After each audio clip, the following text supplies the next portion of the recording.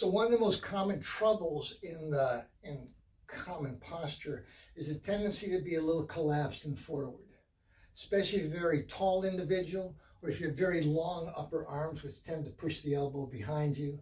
If you're a little nearsighted, where you're straining your eyes or having some hearing problems where you cock your ear one way or the other, anything that makes the shoulders collapse inward is going to be detrimental to you. Now, there's a very easy way to overcome this by using the nervous system. This is in the book, and on the DVD it's called 3 palms. And let me show you how it works. Get your legs wide. Bring your hands up. So if you see here, this is called vertical, it's called horizontal, it's called willow palm. So you see that? That's the willow palm there. Now, bring your elbows up about armpit height. Now from the side, I think you can see it in the mirrors, but let me just turn a little bit. When I turn sideways, see my forearms on the vertical. Okay? So, turn your toes out. So once again, in all of this, you always want the hands and feet to be active, producing force.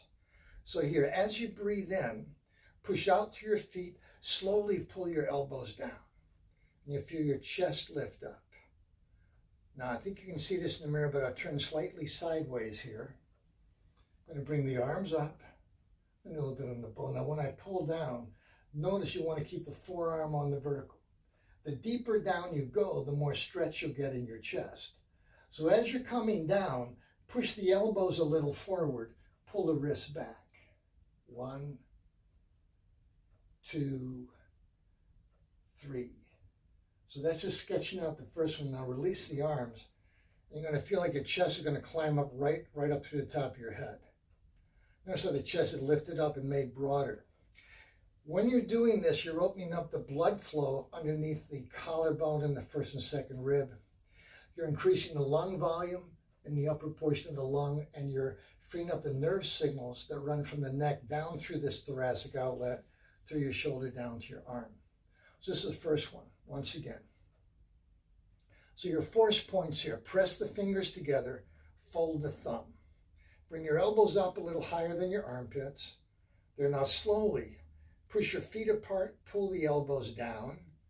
Now when you get to armpit height, push your elbows a little forward, come down a little more. Push your elbows a little forward, come down a little more. So if you look to the side, you want to have the wrist slightly behind the elbow, not in front. Okay? And then release. Now this doesn't look like very much, but just in these couple I showed you, I just broke out in a sweat from head to foot. These are extremely intense.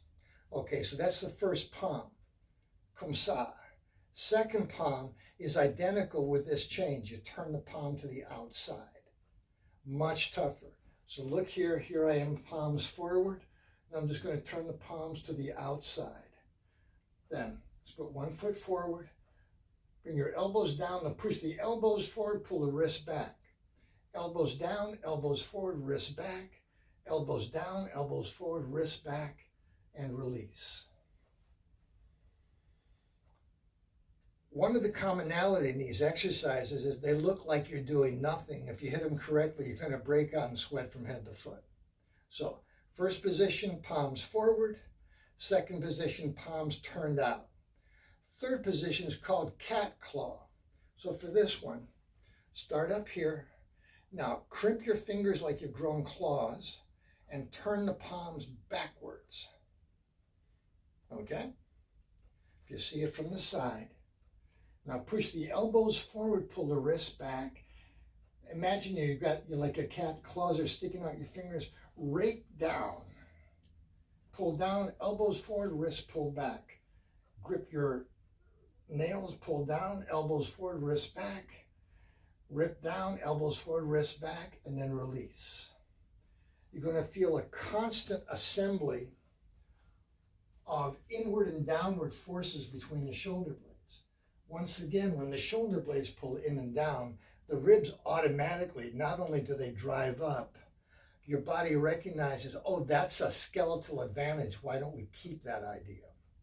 Now, if you've hit this correctly, when you look forward, you're going to find your hands are a little mottled. There's a little more blood in there. So to do this a little more quickly now,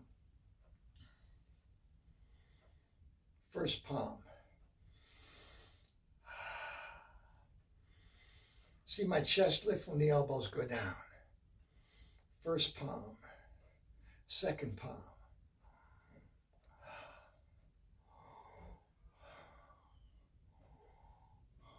Cat claw palm.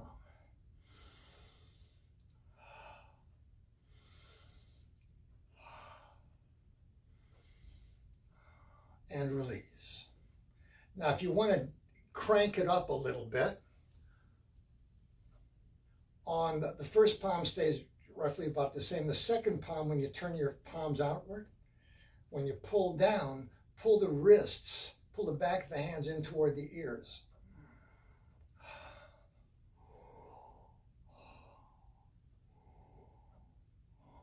Watch that from the side. Here's the regular one.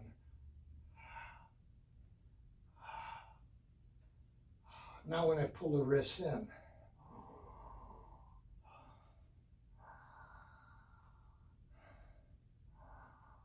And release. By and by, you're going to get familiar with and begin to discover your body's constantly repeating the sternum high, the armpits low, the shoulder blades arched, and the feet pushing the ground away automatically. What you'll find in the nature of your step is it's completely quiet and completely forceful. Because when the foot drives, the whole body turns on and produces power. So you want to think of walking as driving force from one foot to the other, not simply landing on one and landing on the other. Okay? I think that's a good place to take a break. Let's take a little pause right there.